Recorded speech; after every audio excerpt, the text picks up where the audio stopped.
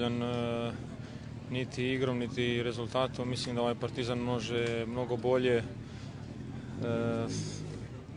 Na svu sreću još uvijek imamo aktivan rezultat i očekujem da u revanšu napravimo svi kao tim jednu reakciju pred našim navijačima, mnogo bolje, mnogo ofanzivnije odigramo i mislim da još uvijek imamo šanse da prođemo dalje. Nismo, moj otisak bio da smo ih previše pustili da igraju.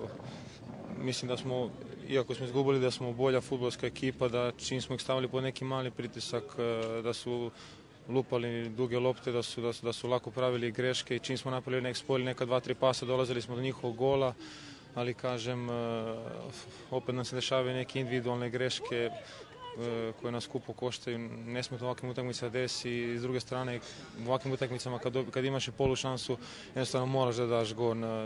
Ništa se ne prašta i nadam se da ćemo da izvučemo pouke iz ove utakmice.